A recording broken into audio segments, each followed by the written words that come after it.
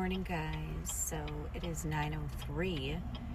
Just dropped KJ off, who has to be there at 9 o'clock. But of course, some other parents didn't leave me hanging, and they're rolling in late too. Oh my gosh, I just love productive mornings. Like, this is why I look like this, because this underneath is what I wore to bed. So I brushed my teeth, okay, but I haven't showered, done any makeup.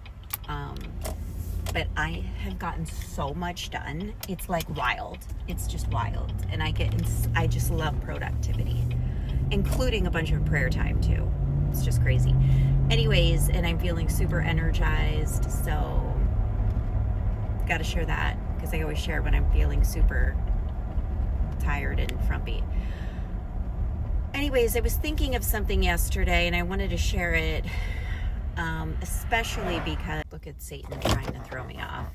I was recording, then I get a phone call I have to take, then I have to run into Kohl's for a return, and then I have to get Caden golf shorts to go with his Easter button up.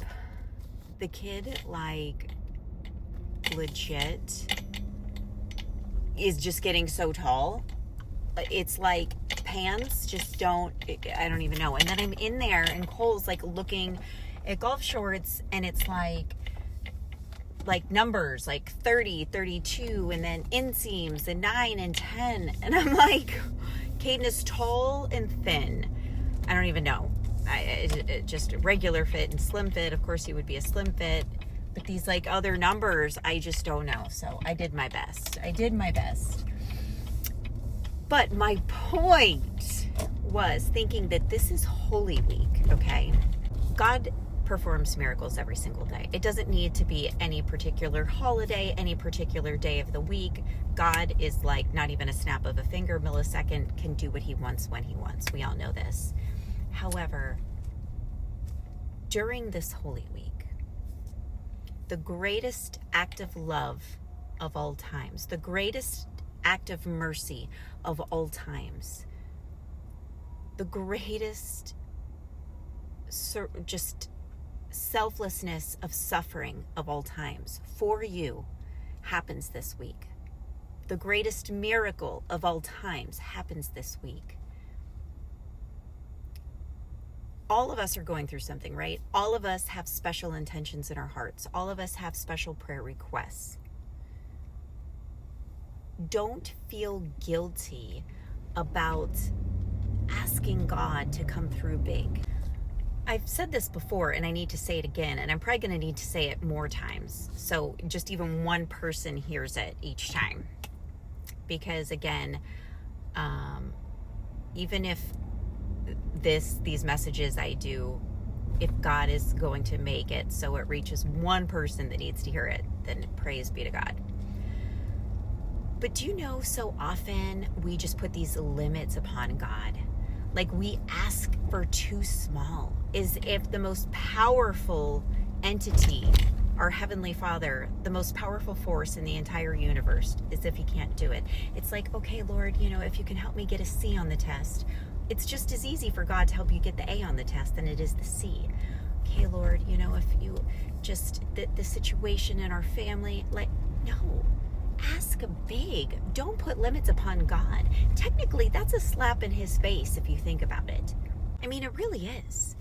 And I'm not telling y'all to ask big for, Lord, please help a Lamborghini to pull up in my driveway, and please help me to lose these last 7 pounds so I can fit in this dress, and all these.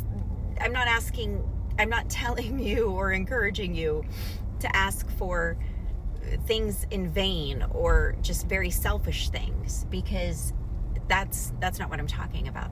I'm talking you to ask for big blessings, big graces, miracles you need, health things, fruits of the Spirit that you need,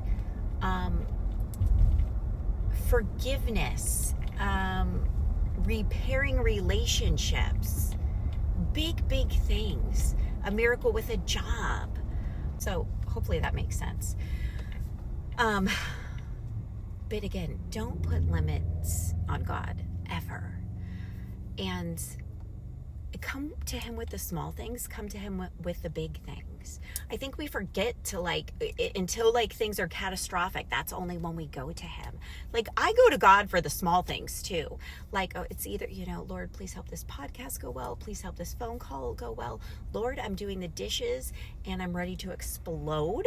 These children are da-da-da-da-da. Just help me get through this more joyfully, okay? Literally, go to him for the small things. Don't just wait for the big things. But especially this week, focus every day on his passion. The kids and I always watch Passion of the Christ every year on Good Friday, and it is gut-wrenching and tears my heart apart, and I bawl my eyes out. But we need to have some of that. We need a good humbling. Our kids need a good reminder. God doesn't want us living, in pain every minute of the day and sobbing and crying. Of course not.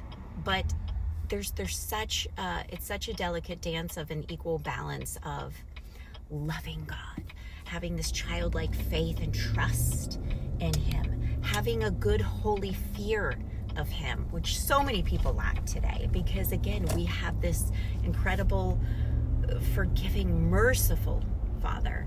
But he is also a Father of justice. And I think we forget that, and we never want to talk about those pieces of the Bible where God used his justice.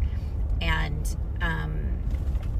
so it's good to reflect on these things, and it just puts things in life into perspective, right? So ask big.